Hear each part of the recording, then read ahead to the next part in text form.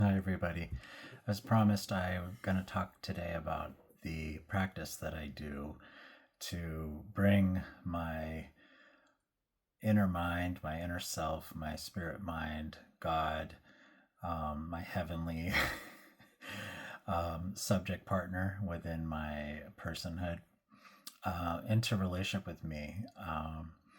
I came to discover that my habit and my general way of being is to manage my life in a day to day basis, really depending on personal wants and needs, and also my outer life, coming into harmony with my outer life in a productive way.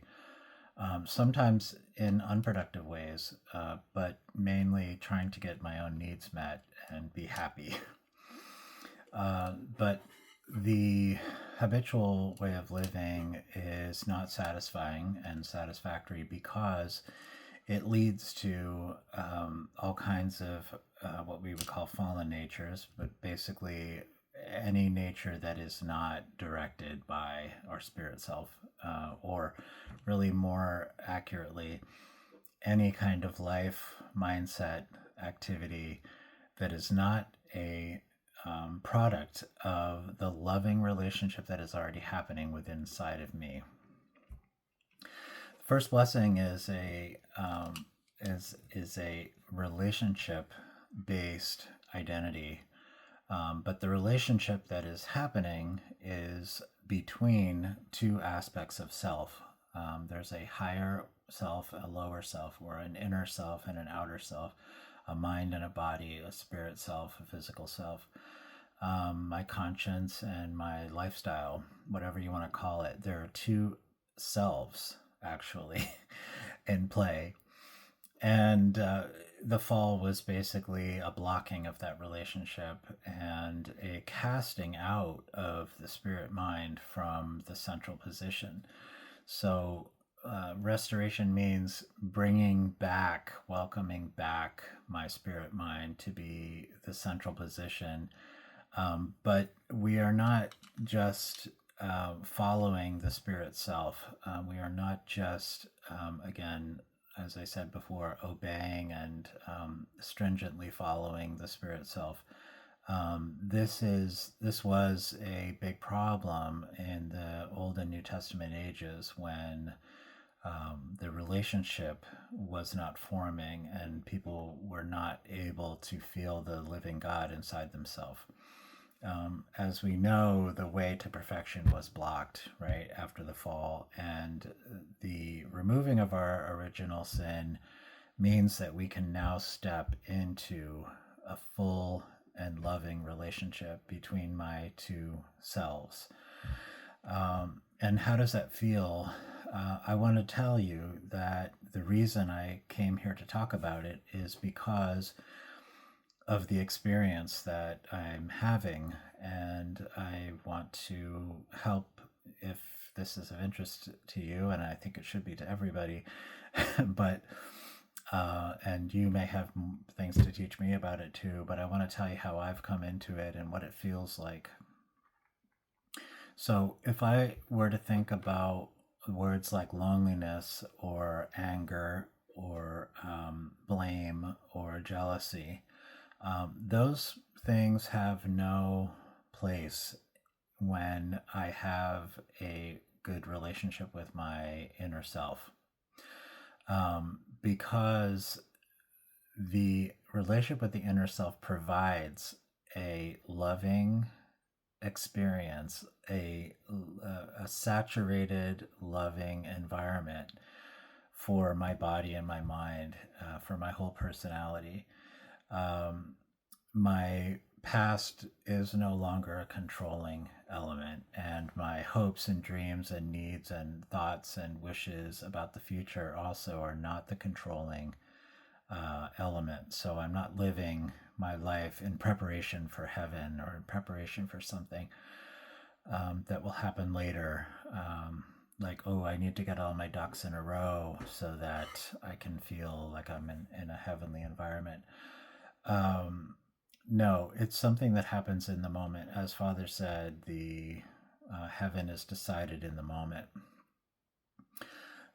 So, what I want to articulate to you is that when, as it says in the principle, when a relationship has been broken, there's a process of restoring that relationship, and that process is kind of apology or making amends, right? So, what I want to bring into focus here is that the primary relationship that we are each responsible for, that 5% responsibility, we can say it was, not to have sex until we're mature. Okay, that's fine. But what is that maturity? It is a robust and permanent relationship between my spirit and my body. So, what I want to suggest here is that in the absence of that robust relationship, we have created a personality and an identity and an experience that is not God centered. But more specifically, it is a character that is ignorant of one's own indwelling God. God is unique. One of the qualities of God is unique. What does that mean? It just means that my God is not the same as your God. So just go with me here. The God that comes to me, the God that saves me, the God that anchors me, the God that informs me, the God that allows me to develop and be my best self is not the same as the God that develops you or you or you or you. And so finding your inner God, finding your spirit self, encountering your inner man, or what I call primal encounter, is a very personal process of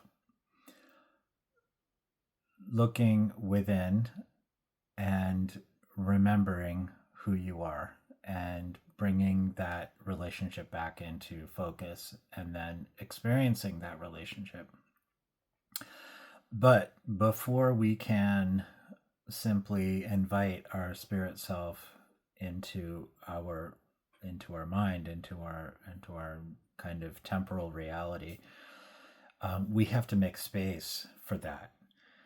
We have to account for where we've been spending all our time because we've been busy with other stuff. So the practice that I do is very probably similar to what we might think about as happening in the Old and New Testament ages when, in the Old Testament age, particularly when offerings were made and things were divided and one side was put on top of the other. So the practice that I do is something of that nature. It's also similar to what you might see in the Christian world about confession and repentance.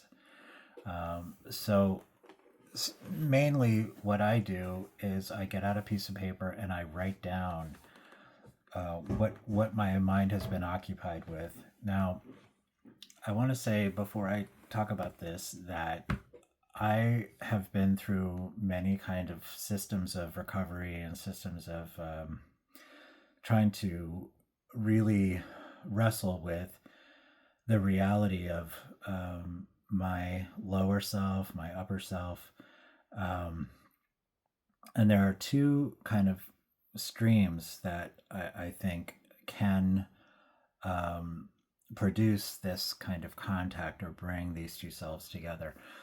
One of them is where we make an appeal to our upper self from the lower position, saying, this is what you might see in religion, or you might see in like a 12-step program where you're saying basically, what I've become is it's not good, it's not manageable.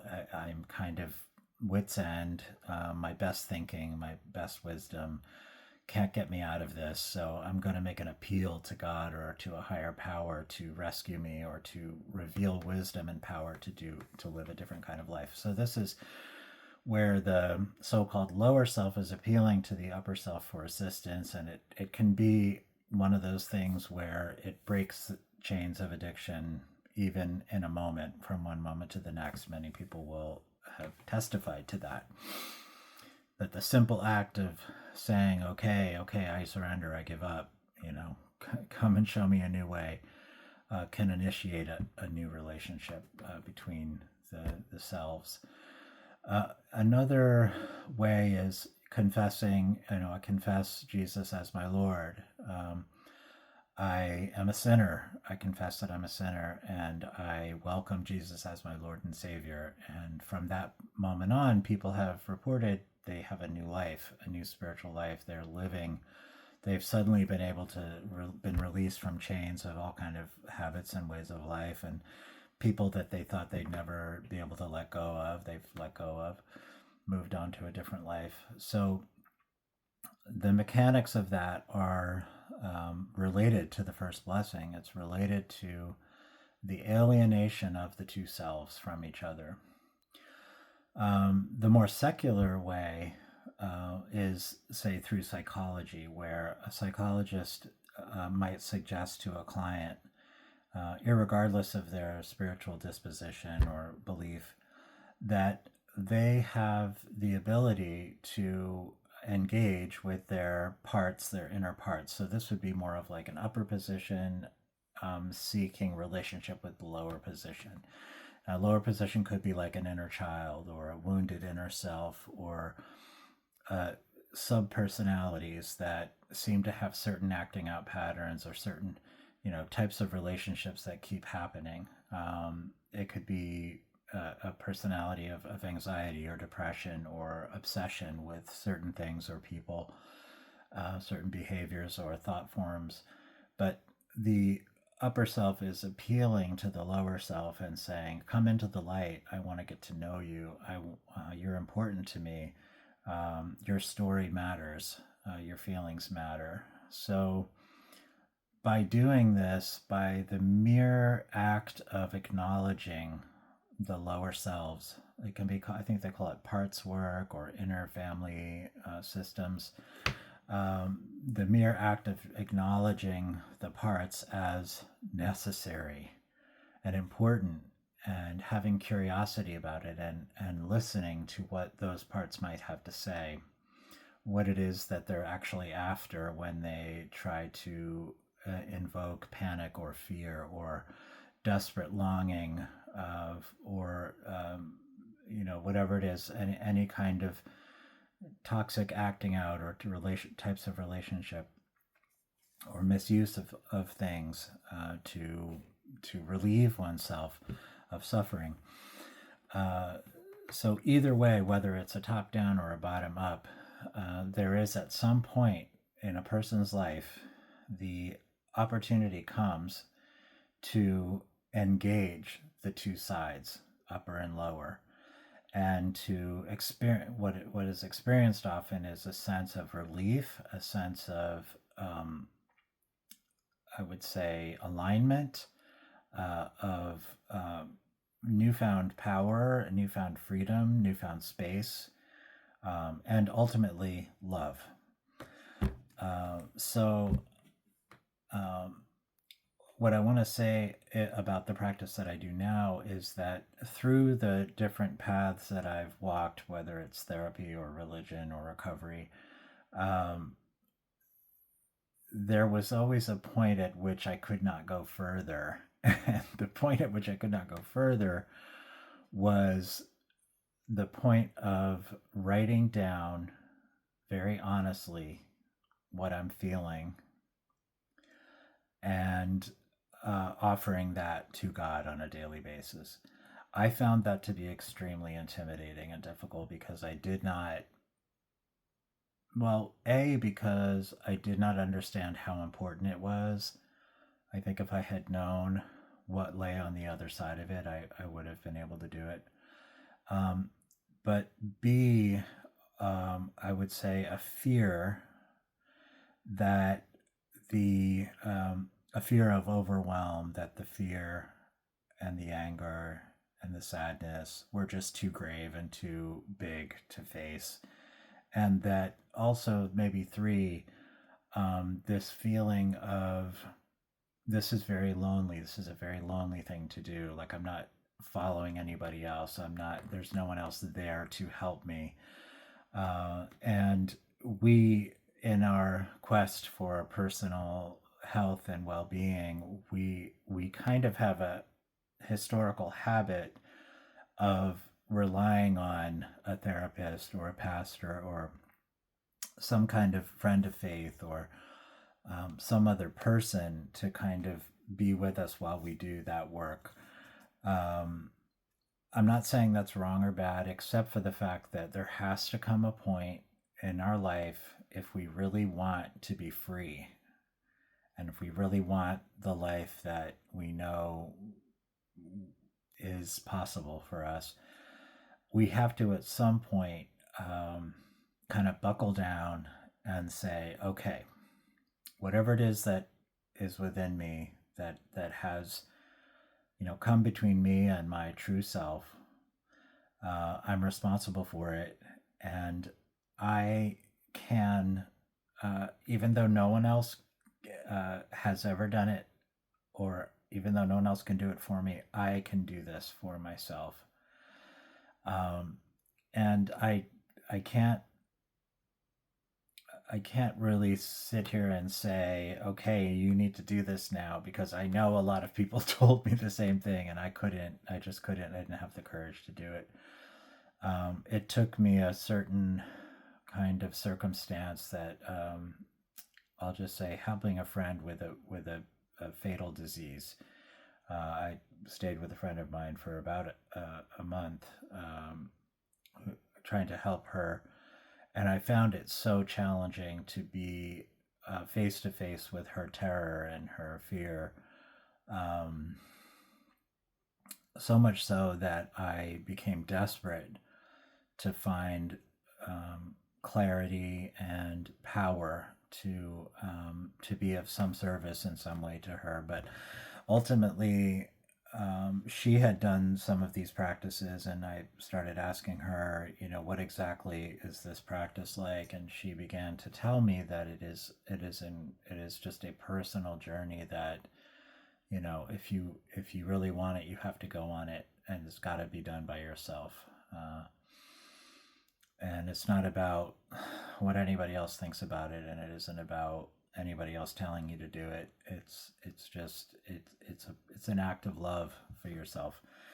So I began to do this practice, and the practice mainly, I've come to, after doing it for several weeks, I've come to realize that it's really parallel to what people have done throughout history, which is to put oneself kind of up on the altar and say, I'm scared of what so and so is going to think when I do this. I'm scared. I'm scared to face my certain things about my physical health. I'm scared that people won't like me when I do this practice and I become free. I'm scared that I'm going to lose my my life of whatever life of certain like comfort or pleasure that I have for myself. I don't know if I want to give that up.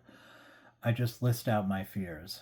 Um, it can be also like during the day, someone said this to me and it hurt my feelings, or it made me feel like this person is blaming me for something, and I don't know what to do. Or I started blaming somebody for my own dysregulation.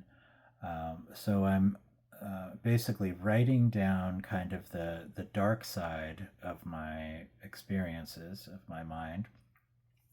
But then I'm also taking time. I mean, that's enough in itself. I think I did that for about a week, just that.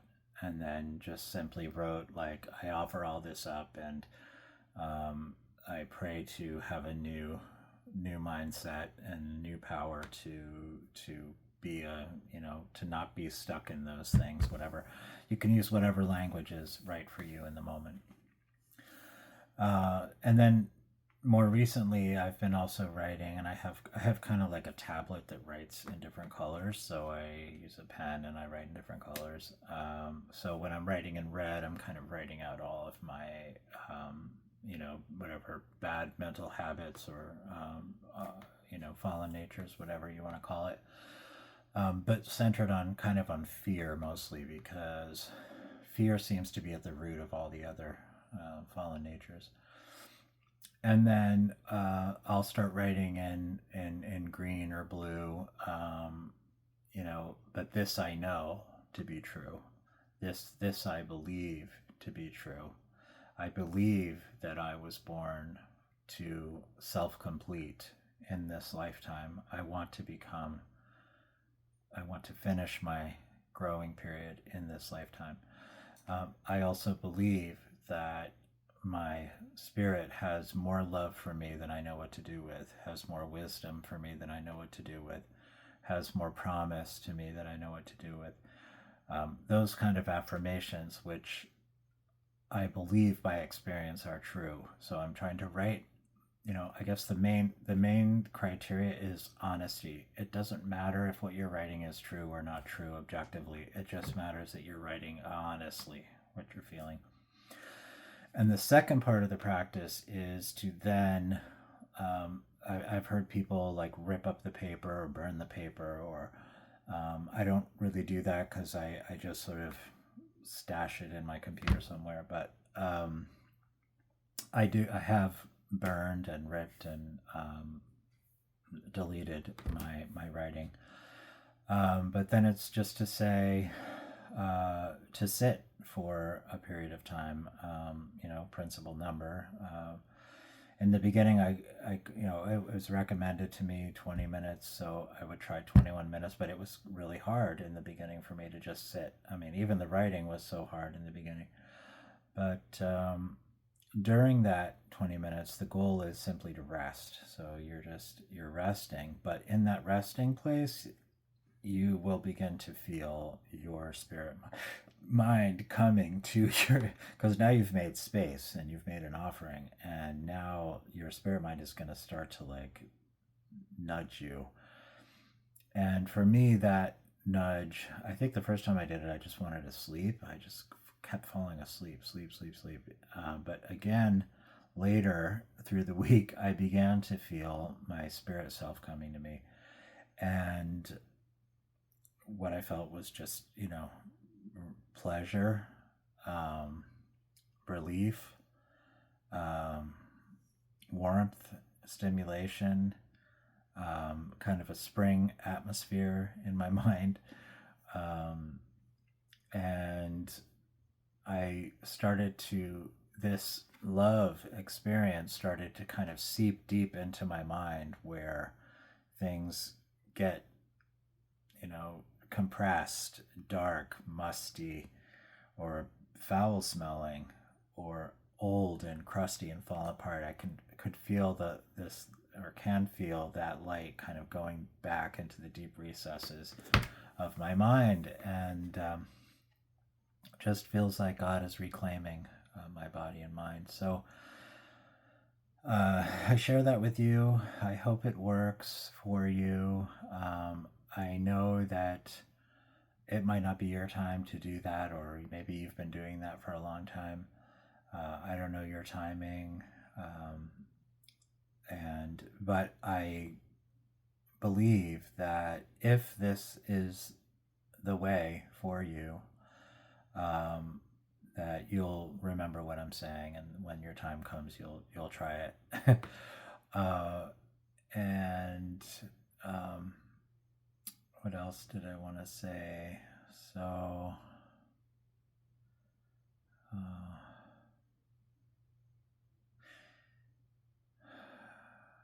I think it makes sense when we look at the principle that if we have been kind of occupying our mind with fallen nature, or like, fearful, angry, blaming, frustrated, depressed, or anxious thoughts, right? That's a misuse of our mind, right? So if our mind and body were born for the living God to live and be totally free within our mind and body. And we've been using it not that way, then there has to come a point in time when we kind of account for, okay, most of today I was frustrated by this thing. Most of today, or part of today, I was scared about this, or I was angry at this person because I was scared.